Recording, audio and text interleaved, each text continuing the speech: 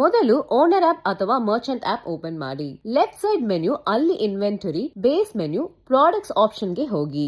ಈಗ ನೀವು already add ಮಾಡಿದ ಎಲ್ಲಾ ಪ್ರಾಡಕ್ಟ್ ಸ್ಕ್ರೀನ್ ಅಲ್ಲಿ ಡಿಸ್ಪ್ಲೇ ಆಗುತ್ತೆ. ಹೊಸ ಪ್ರಾಡಕ್ಟ್ ಆಡ್ ಮಾಡಬೇಕಂದ್ರೆ ರೈಟ್ ಸೈಡ್ ಕಾರ್ನರ್ ಅಲ್ಲಿ ಇರುವ ಪ್ಲಸ್ ಐಕಾನ್ ಮೇಲೆ ಕ್ಲಿಕ್ ಮಾಡಿ. ಆಮೇಲೆ ಪ್ರಾಡಕ್ಟ್ ನೇಮ್ ಎಂಟರ್ ಮಾಡಿ ಮತ್ತು ಕ್ಯಾಟಗರಿ ಸೆಲೆಕ್ಟ್ ಮಾಡಿ. ನಿಮಗೆ ಬೇಕಾದ ಕ್ಯಾಟಗರಿ ಲಿಸ್ಟ್ ಅಲ್ಲಿ ಇಲ್ಲಾಂದ್ರೆ ಅದರ ಪಕ್ಕದಲ್ಲಿ ಇರುವ ಪ್ಲಸ್ ಆಪ್ಷನ್ ಯೂಸ್ ಮಾಡಿ ಹೊಸ ಕ್ಯಾಟಗರಿ ಕ್ರಿಯೇಟ್ ಮಾಡಿ. ಕ್ಯಾಟಗರಿ ನೇಮ್ ಎಂಟರ್ ಮಾಡಿ ಟು ಸಾರ್ಟ್ ಆರ್ಡರ್ ಸೆಟ್ ಮಾಡಿ. ಇದು ಬಿಲ್ಲಿಂಗ್ ಅಲ್ಲಿ ಕ್ಯಾಟಗರಿ ಯಾವ ಆರ್ಡರ್ ಅಲ್ಲಿ ಡಿಸ್ಪ್ಲೇ ಆಗಬೇಕು ಅಂತ ಡಿಸೈಡ್ ಮಾಡುತ್ತೆ.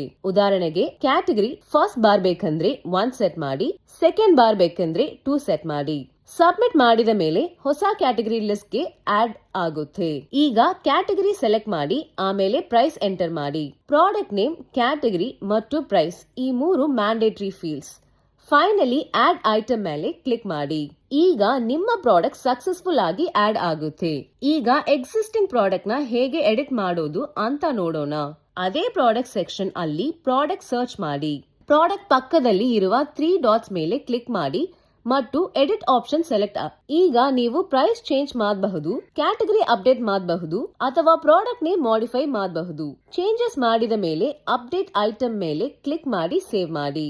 ಓನರ್ ಆಪ್ ಅಲ್ಲಿ ಮಾಡಿದ ಚೇಂಜಸ್ ಸ್ಟಾಫ್ ಆಪ್ ಅಲ್ಲಿ ರಿಫ್ಲೆಕ್ಟ್ ಆಗಬೇಕಂದ್ರೆ ಸ್ಟಾಫ್ ಆಪ್ ಓಪನ್ ಮಾಡಿ. ರೈಟ್ ಸೈಡ್ ಅಲ್ಲಿ ಇರುವ ಪ್ರೊಫೈಲ್ ಐಕಾನ್ ಮೇಲೆ ಕ್ಲಿಕ್ ಮಾಡಿ ಸೆಟ್ಟಿಂಗ್ಸ್ ಗೆ ಹೋಗಿ ಆಮೇಲೆ ಅಕೌಂಟ್ ಇನ್ಫಾರ್ಮೇಶನ್ ಸೆಕ್ಷನ್ ಓಪನ್ ಮಾಡಿ. ಅಲ್ಲಿ ಇರುವ ರಿಫ್ರೆಶ್ ಆಪ್ಷನ್ ಮೇಲೆ ಕ್ಲಿಕ್ ಮಾಡಿ. ಈಗ ನೀವು ಆಡ್ ಅಥವಾ ಅಪ್ಡೇಟ್ ಮಾಡಿದ ಎಲ್ಲಾ ಪ್ರಾಡಕ್ಟ್ಸ್ ಇನ್ಸ್ಟೆಂಟ್ ಆಗಿ ಸ್ಟಾಫ್ ಆಪ್ ಗೆ ಸಿಂಕ್ ಆಗುತ್ತೆ.